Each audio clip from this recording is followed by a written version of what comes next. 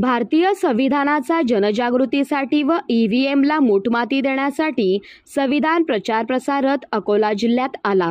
हा रथ रायगड जिल्ह्यातील महाड येथून 15 फेब्रुवारीला 1 महिन्यापासून भारतीय संविधान जनजागृत प्रचार प्रसार रथ घेऊन संविधानाचे गाडे अभ्यासक अनंत भवरे सर औरंगाबाद व त्यांची टीम संपूर्ण महाराष्ट्रातील 36 जिल्ह्यातील गाव तिथं जिल्हा तिथं जाऊन संविधानाचा प्रचार प्रसार आणि ईव्हीएम हटाव लोकशाही बचाव या अभियानाची सुरुवात गेल्या 1 महिन्यापासून त्यांनी केली आहे।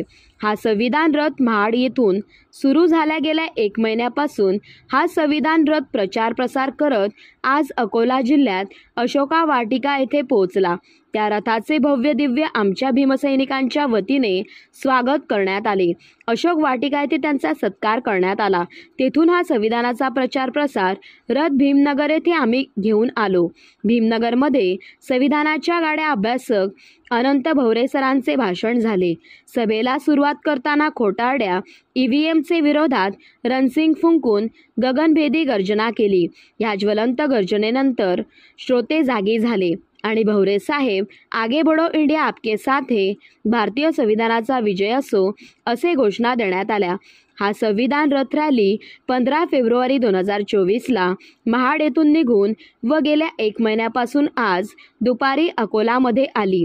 गडचिरोली चंद्रपूर या मार्गाने दिनांक 26 मार्च 2024 ला नागपूर येथे भव्य दीक्षाभूमी मैदानावर कार्यक्रम समारोप होईल। तर या कार्यक्रमाला जास्तीत जास्त सहकार्य करून बाबासाहेबांची चळवळ गतिमान करावी, संविधानाला वाचवण्याचे काम करावे।